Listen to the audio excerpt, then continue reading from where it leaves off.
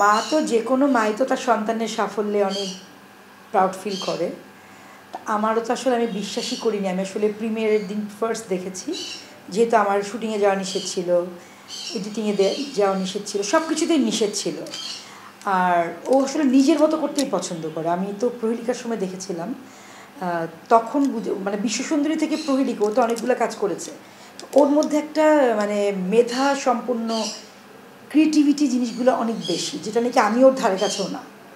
সত্যি কথা, এরকম হয়তো অনেক ডিরেক্টর আছে ডিরেকশন নেয়, মানে আমি বলবো যদি এটা হয়তো শুনতে অনেকের খারাপও লাগতে পারে, বাট আমি সত্যিটাই বলতে চাই, ও আসলে অনেক মেধাবী।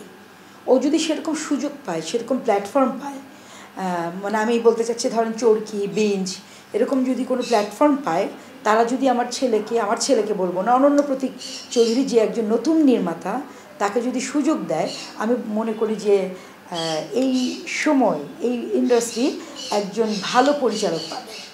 আসলে আমার সিনেমা আসলে দুইটাই রেডি, একটা শখা সোলমেট আর একটা হলো মাথাল হাওয়া। সো মাথাল হাওয়াটা এখন করছি না, যেহেতু মাথাল হাওয়াটা এখনও ওরকম করে রেডি না আমরা।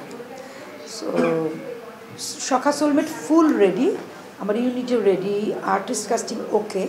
বাট যেহেতু একটু সময়টা একটু কেমন, বা ঢাকার বাইরে গিয়ে শুটিং করা টাফ হবে কি না, সব কিছু ভেবে আসলে আমাদের সিনেমাটা ভেবেছিলাম সামনের মাসে শুটিংয়ে যাব।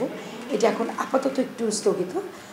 সব কিছু ঠিকঠাক হলে, পরিবেশ যদি অনুকূলে হয়, তাহলে অবশ্যই করব। কারণ আমার সিনেমাটার 90% সিকোয়েন্স হলো বাইরে, বাংলাদেশ, পুরো বাংলাদেশ। আর মাত্র 10% সিকোয়েন্স হলো ইনডোর। সো আমার বাইরে কাজ করতে হবে, ওয়েদার বলেন, প্রতিকূলতা বলেন, যেটাই হোক, সব কিছু মিলিয়ে যখন সুইটেবল পাবো, তখন আমরা শুটিংয়ে যাব। তবে আমি মাঝে মাঝে আমার খুবই মন খারাপ লাগে যে আমি এখন শুরু করতে পারছি না।